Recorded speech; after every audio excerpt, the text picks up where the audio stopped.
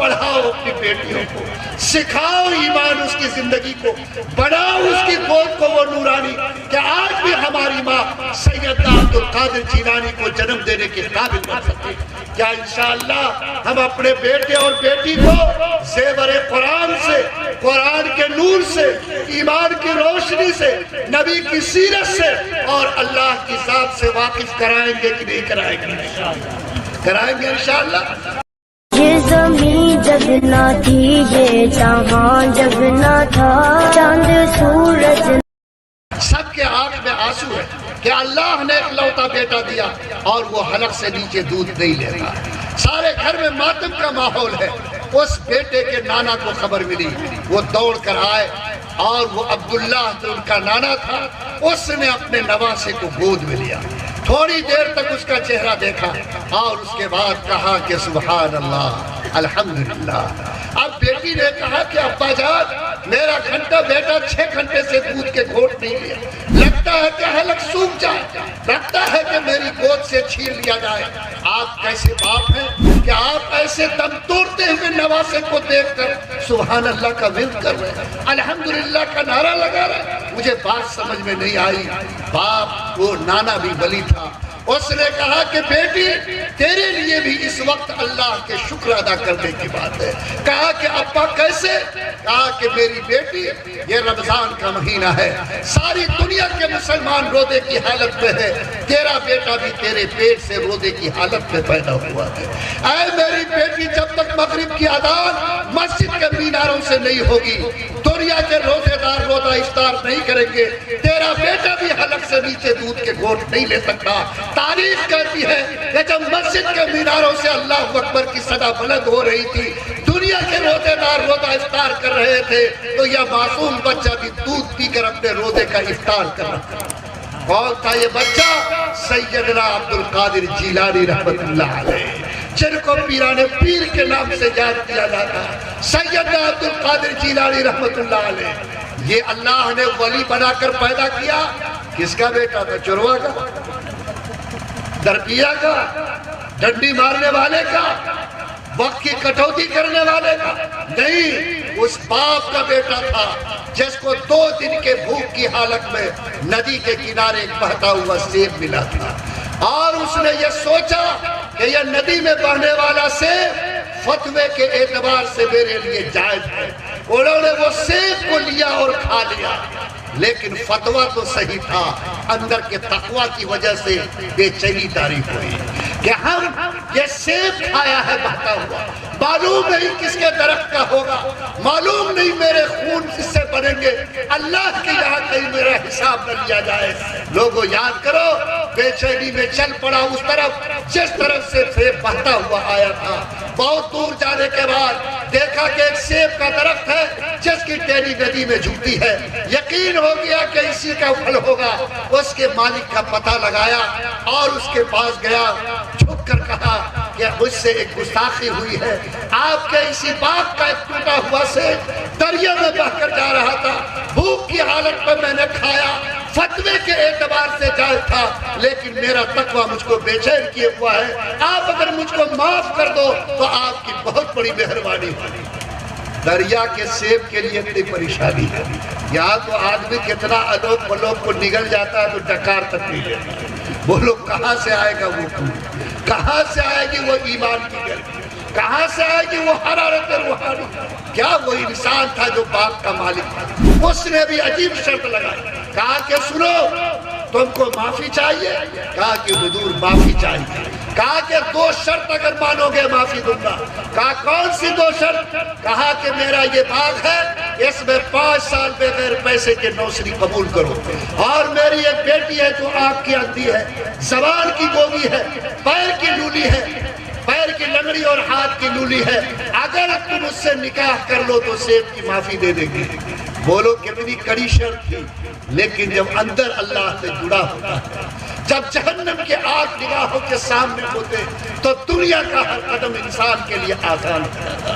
کہا کہ قبول ہے، نکاح بھی کیا اور باپ کی نوکری بھی قبول کی، لیکن شادی کے بعد جب بیوی کے پاس گئے تو دیکھا کہ وہ خوبصورت بھی ہے، ہاتھ پیر کی صحیح سالم بھی ہے، تڑپ کر اپنے خسر کے پاس آئے اور کہا کہ ابا آپ نے تو لنگڑی اور لولی سے شادی کرایا تھا، وہ تو ہر طرح سے صحت مند اور تندرست ہے، ماجرا کیا ہے؟ وہ سسر نے کہا کہ بیٹا میں نے اپنی بیٹی کی صورت کو نہیں بلکہ میں نے اس کی سیرت کو بتایا تھا، میں نے اس کو اندھی اس لیے کہا کہ آج تک اس کی آنکھ کو گناہ کی طرف دیکھتے میں نے نہیں پایا، میں نے اس کو لنگڑی اس لیے کہا کہ کسی گناہ کی طرف اس کے قدم کو اٹھتے نہیں دیکھا۔ بولو جو باپ اتنا نیک تھا، جب ماں اتنی نیک تھی تو اللہ نے دونوں کے ملاپ سے ولی بچہ دنیا میں پیدا کر کے دکھایا کہ نہیں دکھایا؟ لوگوں پڑھاؤ اپنی بیٹیوں کو، سکھاؤ ایمان اس کی زندگی کو، بناؤ اس کی گود کو وہ نورانی کہ آج بھی ہماری ماں سیدنا عبدالقادر جیلانی کو جنم دینے کے قابل بن سکے۔ کیا انشاءاللہ ہم اپنے بیٹے اور بیٹی کو زیور قرآن سے، قرآن کے نور سے، ایمان کی روشنی سے، نبی کی سیرت سے اور اللہ کی ذات سے واقف کرائیں گے کہ نہیں کرائیں گے؟ کرائیں گے انشاءاللہ۔ امام صاحب کو پیسہ دیں گے نا پورا؟ آپ کی مسجد میں امام ہے، یہاں آئے ہیں،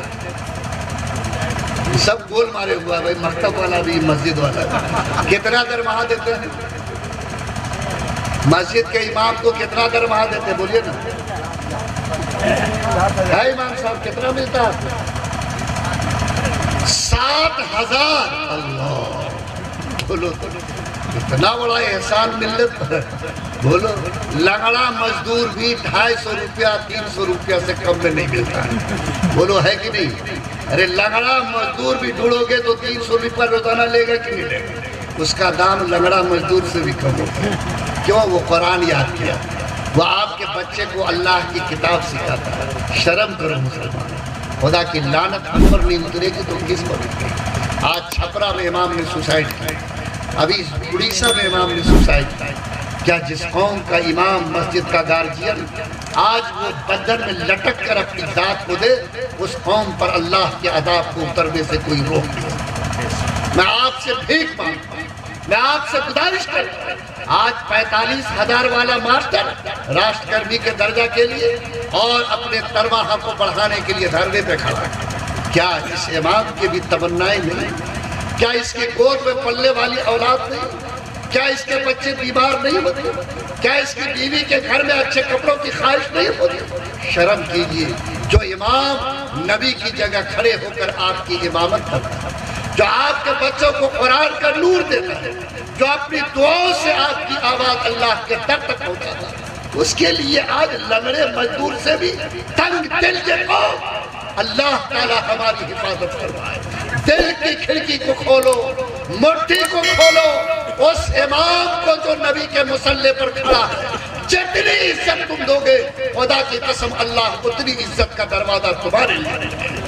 اللہ کے نام پر طے کرو انشاءاللہ یہ میرے مصلی کا امام ہے، میں اس کے لیے وہ شان پیدا کروں گا، میرے دل میں وہ قدرداری ہوگی جو اللہ کے بندوں کے دل میں آخری امام جناب محمد الرسول اللہ صلی اللہ علیہ وسلم کے لیے تھی۔ بولیے اگر یہ شان پیدا کریں گے تو اللہ تعالیٰ آپ کو بھی عزت دے گا، امام کی آواز کو بھی اللہ تعالیٰ اپنی چوکھٹ تک پہنچا کر آپ کے لیے رحمت کی چادر بچھائے گا۔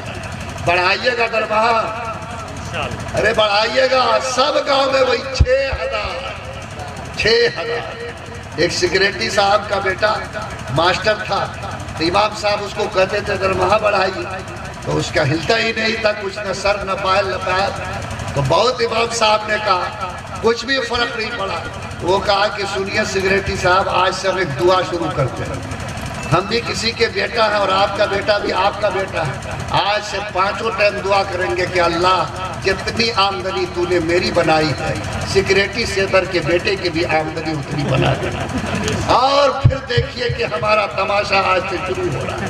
بولو سیکریٹری اور صدر پر بڑا تعریف کہ کہیں خدا نہ خواستہ اللہ نے سن لیا اور نتیجہ وہاں پہنچ گیا، تو بولو سیکریٹری اور صدر صاحب کا بھی معاملہ بولو کھٹائی میں پڑے گا کہ نہیں پڑے گا۔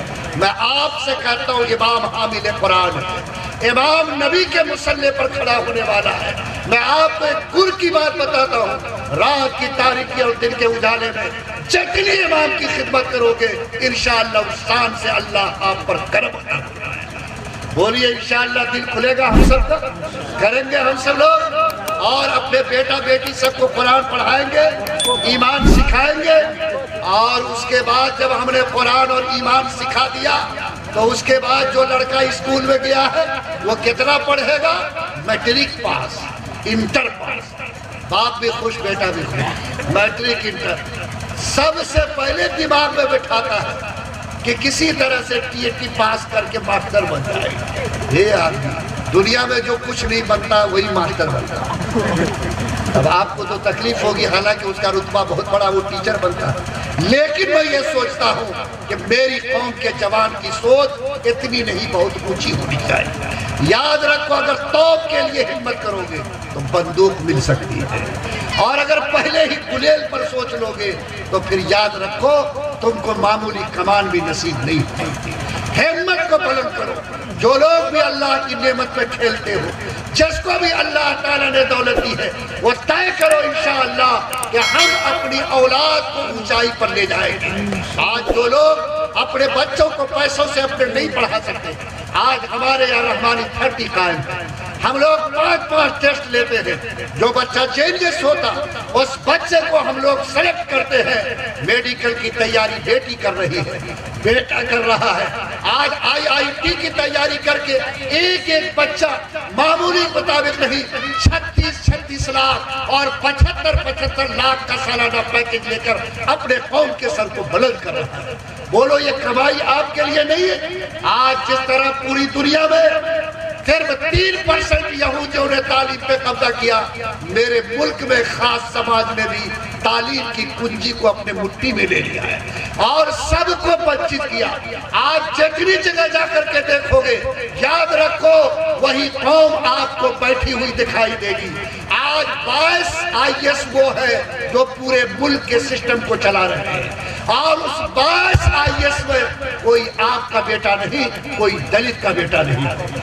بولو آج کی تاریخ میں اگر آپ کی یہ قوم چاہتی ہے کہ اللہ اس کو بھی ترقی عطا فرمائے تو بولو اپنے بیٹا کو ڈاکٹر بنانا، انجینئر بنانا، وکیل بنانا، اور آپ کو اپنے بیٹے کو اونچائی تک لے جانا، کیا بولو یہ آپ کی ذمہ داری